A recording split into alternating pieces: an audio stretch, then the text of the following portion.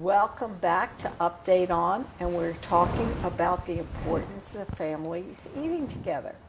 Now, it's very coincidental, Azar, that today is the first full day of Passover. Wow. So, a big communal dinner all across the world with people sitting down to pass the family traditions, because most Jewish traditions are passed and at the dinner table, and you eat. There's nothing better than food to make kids at least look like they're listening.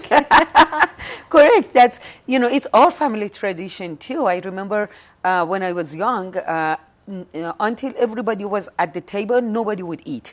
Even my parents, everyone had to be at the table. Even, in the morning for breakfast and dinner. Lunch, usually we were in school or my parents were at work and things. It was hard to do. But on the weekend, all 3 meals, we had to be together. And we learn a lot when you are at the table. It's very interesting that all the latest research on how families function and how well children do in school are saying that you should eat 1 meal a day together. But I noticed that this is eroding, and some researchers are saying 3 dinners a week. Well, with kids over schedule, that may be practical, but it's not optimum. It's not, because, they can always schedule their activities around the dinner table. They don't have to take the dinner time in order to do activities. It can always be arranged. But the thing is, people don't think about it. They just arrange things and then they become overwhelmed. And kids, these days, it's very, very important. I know people that their kids got bullied in school all the time, but their family don't know about it. And this is sad, because if they would eat together at the table, things would come up. And this kid doesn't have to kill herself. She didn't have to do any of the outrageous things, get into the drugs, into alcohol. It's lack of communication, because you're looking at them eyeball to eyeball. Now, I was talking to one of my old friends who is about to turn 80 this year, and she says that when her grandchildren come, they know she has a basket by the front door, and all of their electronic devices have to be turned off and put in the basket until they leave. She says she doesn't see them that much, and she wants to talk to them instead of having their faces. And I know other people who have a basket on a side table to the dining table that all of the phones and everything go into the basket, so that we will talk. We're not going to sit here and watch you punch text messages into things. It's very important, because if you're sitting at the table and looking at your computer all the time, or at your tablet or telephone, or answering the phone, that's not the quality time together. That is sitting together but not being together. And that's why, for me at dinner time, telephone is off, and it's not even in the same room with me. Just, God forbid, if I see something, and I forbid anybody comes to my home when I have a party, they have to turn off their phone. And that is must, because when we spend the family time together, we want to be together. And that is very important. If you have a job to do, come next time. That is my rule, people coming to my home. And they got used to it, and they know this is the way it has to be done. Yeah, and these studies are getting ridiculous. I read a new one. People don't understand. I'm a family consumer scientist major, and I get all of these professional journals and everything, and I actually read them. What is a concept? But somebody did a study watching parents out at restaurants with kids, and they thought a method of goodness was parents only answering phone calls, not making phone calls and keeping the kids quiet. In both cases, you're really not communicating with the kid. Exactly. That is completely true. What I believe that you said it's correct, because when you are together, you are communicating. You learn about each other. You learn what happened during the day to you, and what made you sad, what made you happy. These are very important, because that is what it makes bond between the families. And the kids know they have somebody to go to when they get in trouble or something bother them. Well, in life, they've got somebody to hopefully talk to, and it might not be parents, it might be an older sibling, so they don't get into trouble. Exactly. It can be anyone. But when everybody sits at the table together, you know who to go to when you are in trouble, or somebody may cause trouble for you, just like, it is bullying that I was talking about. So being at the table, it makes it easier for them to communicate with their siblings or parents or somebody that they know they can trust. And that's a good deal of the problem with our society, because there's a lack of trust. Exactly. Yeah, and they trust somebody that they don't have to. Their friends, that they are not better than them. They don't know as much as their parents or older siblings know. They go and trust a friend that it is just like at the same level as they are. Lord of the Flies. You don't know that book. Yeah. Or internet. Oh, don't start me on that. We don't want to talk about the and internet. Facebook and things, But children that eat at the family dinner table have higher academics, and it may be that, or it may be the fact that they're on a schedule. Because if you're just running around and picking food up, you and I both put on weight over time, eating the American trifecta on the run: fat, sugar, and salt. Not good for us, but that's a standard American diet. And we're talking about things like a family dinner. When you make the family dinner, to me, I have an experience with my own daughter. When she was, old enough to make food, she always made dinner for us, and table was set. When I would come from work, we would sit and eat together. And that was until, all these years, until today, it happens when we are together, we eat together. We don't, one doesn't run off with a hot dog and, go to the computer or run off of the house to do something. And this is not family bonding. And we need that. Especially, when kids eat together, they can cook together too at the same time and learn to be self-sufficient, And that's why my daughter, when she moved away to LA, a lot of people said, oh my God, she's too young, and what she's going to do? I said, I know she can take care of herself, because she can cook, she can do other stuff, and that she learned over the years, mostly at the dining room table. And kids like to cook. They do.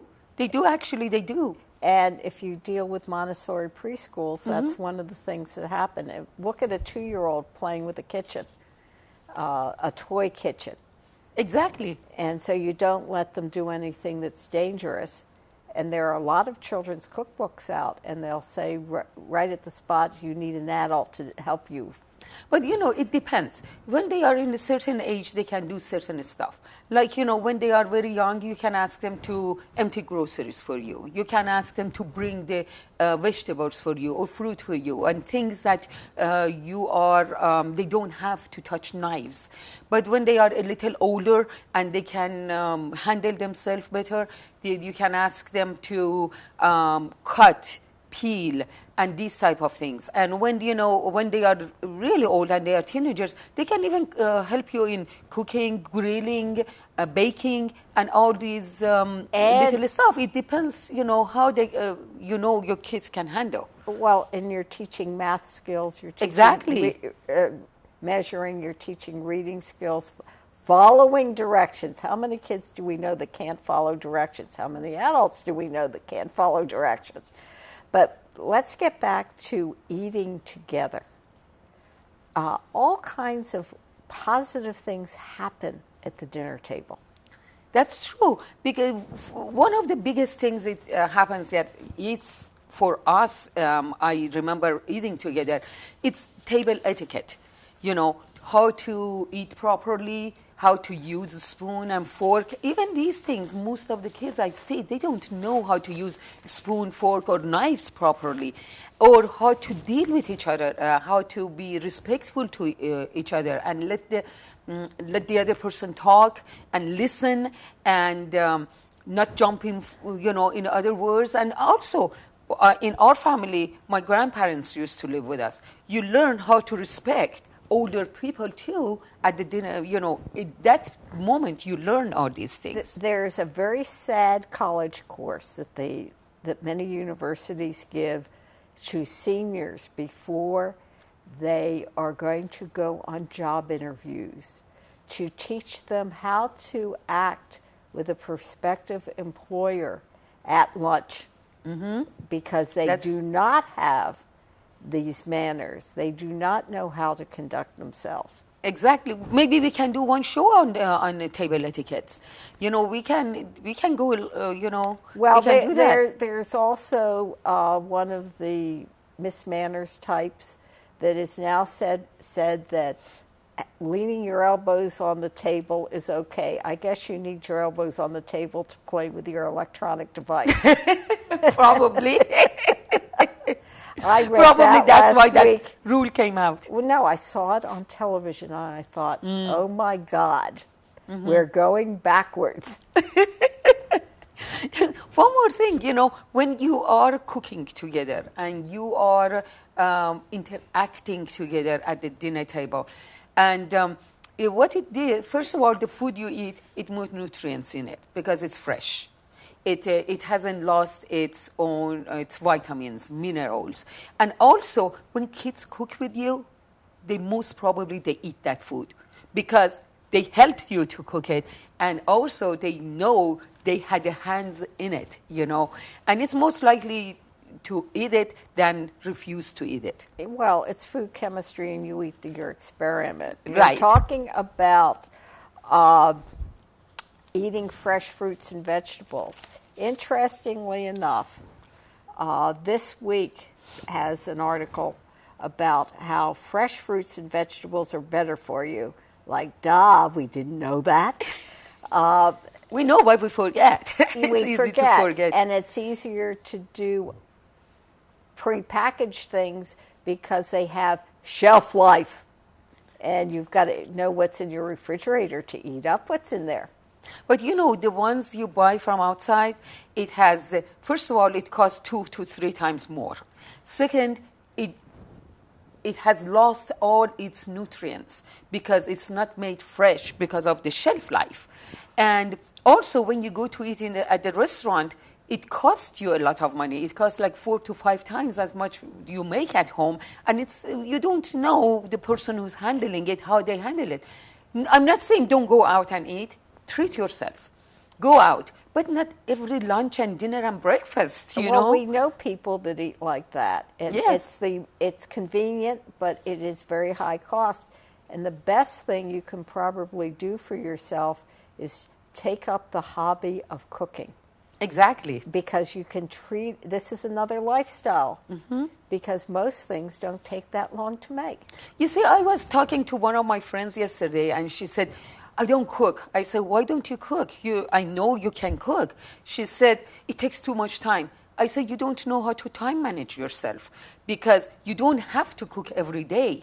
The way I do, I half cook things. And then I put them in the freezer, freeze them myself. And then when I'm ready to cook them again, I bring them out and then I mix it with other stuff. And that way it doesn't take me that much time to do it. Well, it's redoing things. It's not leftovers. They're planned overs. Exactly. In the 50s, in the late 50s, when I was keeping house for my father, we always had roast beef on Sunday. Then on Monday we had sliced roast beef sandwiches because everybody was working.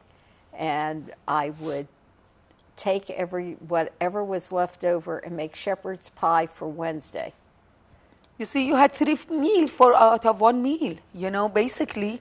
And this is time management for food. You don't have to cook every day and stay on top of the stove or and the kitchen all day long. You can do it, especially our food are more time consuming to make them.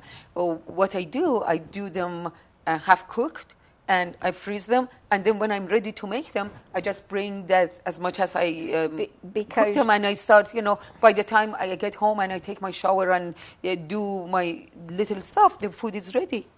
It's, your food has, your traditional food, which is not an American style, it's a Persian style of cooking, has a lot of fresh fruits and vegetables. Exactly. And a lot of fresh herbs. And it's called chopping it up. And if you look at Rachel Ray on her programs, she'll say bring everything home and prep it pre-wash it and put it in the refrigerator. And most people just leave it for the last minute when they're going to cook it. But things like lettuce are crisper if you do her style. Right. But it depends how to keep them too. That's what I do, for salad. I have salad every night, but I do different ingredients in it, so it would taste different every day. But that's what I do. I prep them. Exactly, that's what you said. I prep them before, and I take one day, couple of hours. I prep these things, and I have food for the rest of my week, so I don't have to worry about it. And if you were going to have you and your sister sit down to eat, or in my case, another family of 2, my husband and I, to eat. The idea is, okay, what did you do today? What do you need to do tomorrow? What was the good, the bad, and the ugly? Uh-huh. Right. What we sit down and talk. And at the table, as I said, we learn the bond is there, and we know the love would be there, and that it's, those are the type of bond that you would create with other people. And the other thing is, what I do, then a lot of people can do at home the same thing, to cook different food from different countries. So you would become familiar with the food of different culture. Also, you can have some conversation about that country. So your kids will learn geography and also different cultures this way without forcing it on them. But if they don't like it, you don't force your kids to eat anything. You have other foods handy, so if you force them, they're not going to learn and they're not going to love. But they come around after a few meals that you made.